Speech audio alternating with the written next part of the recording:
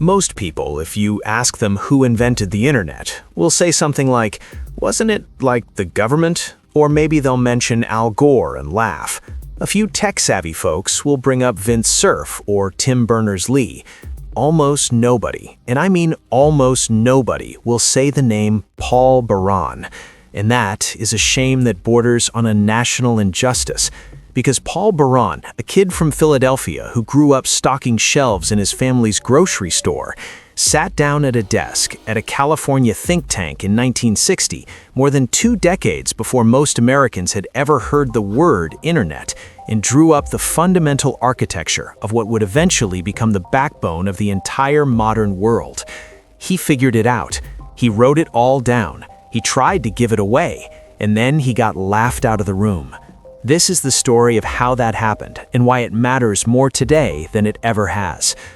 Before we go any further, let me be clear about something. The internet, like most great inventions, didn't come from a single person. There were brilliant minds on multiple continents working on overlapping problems at the same time. That's the honest version of the story. But when you trace the core ideas, the fundamental logic of how data moves through a network, the principle that allows you to send a text message, stream a video, or load a web page, you end up at Paul Baran. You end up at Rand Corporation, Santa Monica, California, sometime around 1960. And you end up asking the same question I kept asking when I went deep into this story. Why don't we teach this in school? Why isn't this man's name as familiar as Edison or Bell or the Wright brothers? I'm going to try to answer that, but first, you need to understand the world Paul Baran was living in. The year is 1959. The Cold War is at full boil. The Soviet Union had just launched Sputnik 2 years earlier, and the United States is in a kind of controlled panic about what that means. The fear isn't abstract, it is specific and terrifying. The fear is this: what happens to American military command and communications if the Soviets launch a nuclear-first strike? Think about how communication worked at the time. Everything ran through centralized telephone exchanges, giant switching hubs that routed every call, every signal, every message. Destroy those hubs, and you destroy communication. And in a nuclear war, those hubs would be among the first things to go. The country would be deaf, blind, and mute exactly when it needed to coordinate a response most. This was the problem Paul Baran was hired to solve at the Rand Corporation, a nonprofit think tank created after World War II specifically to tackle the hardest national security problems the US government faced. And what Baran came up with was, depending on how you look at it, either the solution to a Cold War military problem or the invention of the modern internet, or both, because it turned out to be both. Baran's background was not glamorous. He was born in Poland in 1926. His family immigrated to the United States when he was 2 years old, settling in Philadelphia. He grew up during the Depression, helping out at the family grocery store, getting by. He studied electrical engineering at Drexel University, graduated in 1949, and got a job as a technician working on the UNIVAC, which at that time was one of the first computers that existed anywhere in the world. He was not a prodigy. He was not a wonderkind from a prestigious university. He was a working-class kid from Philly with curiosity and persistence. He took night classes at UCLA for years while working full-time, earning his master's degree in engineering in 1959. The same year, he joined Rand. He was 33 years old, and within a year of walking through the door at Rand, he would begin sketching out ideas that would quietly revolutionize human civilization. Here is the problem Baran identified, stated as simply as possible. The existing telephone network was built around what engineers call a centralized architecture. Think of it like a hub and spoke system. All roads lead to Rome. All signals pass through a central switch, and if you bomb Rome, the roads don't matter. So Baran asked, what if there were no Rome? What if the network had no center at all, just nodes spread out, all roughly equal, all capable of routing messages around damage and destruction? He called this a distributed network. And here's the other key idea that emerged from his thinking. In the telephone system, when you made a call, the network established a dedicated line between you and the other person for the entire duration of the conversation. That line was yours, and only yours, until you hung up. It was efficient for voice calls, but it was fragile and wasteful for data. Barron proposed something completely different. What if instead of sending a message as one continuous stream down a dedicated line, you broke it into small chunks? Each chunk would be labeled with where it came from and where it was going. The chunks would be sent independently across the network, each taking whatever path was available and fastest, and they would be reassembled into the original message only when they all arrived at their destination. He called these chunks message blocks. We call them packets today. And this idea, packet switching across a distributed network, is quite literally how the internet works right now. Every time you send an email, every time a web page loads, every time you stream anything at all, you are using the principle that Paul Barron worked out at RAND between 1960 and 1964. In August of 1964, Barron published his findings in a sweeping 11-volume study for the U.S. Air Force titled On Distributed Communications. 11 volumes. The man didn't just have an idea, he engineered the whole thing in painstaking detail. He drew up the network architecture. He worked out the routing logic. He described how the system would handle damaged nodes, rerouting information around failures, the way water finds a new path when a river is dammed. He showed mathematically that the system could survive the destruction of a large portion of its nodes and still function. It was, by any measure, a staggering piece of work. According to RAND's own historical documentation, the concepts outlined in those papers were so advanced that most of the engineers and decision-makers Barron presented them to simply did not believe they could work. The technology, as one assessment noted, was ahead of its time, ahead of the computers that would eventually need to implement it. And then came the moment that, every time I think about it, makes me want to put my head through a wall. Paul Barron took his ideas to AT&T. AT&T in 1964 was not just a big company. AT&T was the telephone network. It was the entire U.S. telecommunications infrastructure, operating under a regulated monopoly that gave it essentially total control over how information moved across the country. If Barron's system was going to be built on a national scale, AT&T was the logical partner. According to Vinton Cerf, one of the actual fathers of the internet, a man who has spent decades studying this history, AT&T's engineers told Barron his idea would not work. Full stop. They said packet switching was a fantasy. They said the distributed network couldn't function. They said it was theoretically interesting, but practically impossible. And they sent him home. AT&T, the company whose business model depended entirely on the centralized, circuit-switched phone network, looked at the design of the internet and said, no thanks. It's worth letting that sink in. The people who controlled American telecommunications in 1964 had the blueprint for the internet handed to them and decided it was unworkable. History has rarely produced a more spectacular failure of institutional imagination. Barron also tried to convince the military. He proposed that the Defense Communications Agency should build a version of his network. The DCA, by most accounts, wasn't ready for the complexity of it either. The project stalled.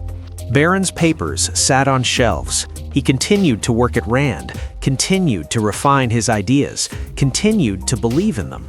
But for the better part of the 1960s, the fundamental architecture of the internet was sitting in a government think tank in Santa Monica, recognized by almost nobody. Here is the part that genuinely blows my mind, and I want to slow down here for a second because it speaks to the kind of thinker Paul Barron was.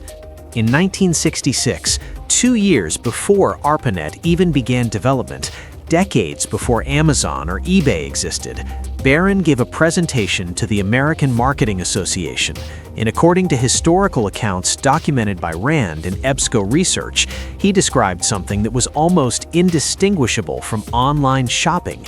he envisioned customers at home using their televisions to interact with stores, browsing products, and making purchases through a networked system. In 1966, the man wasn't just designing the infrastructure of the internet, he was imagining the commerce that would run on it before the infrastructure was even built. That is not an engineer, that is a prophet with a slide rule. In 1968, Barron left Rand. He co-founded an organization called the Institute for the Future, focused on long-range forecasting, which is fitting because long-range forecasting was basically the mode he'd been operating in for his entire career. And then, in 1969, something happened that must have felt like watching a dream from a distance. The Defense Department's Advanced Research Projects Agency launched ARPANET. And ARPANET was built on packet switching.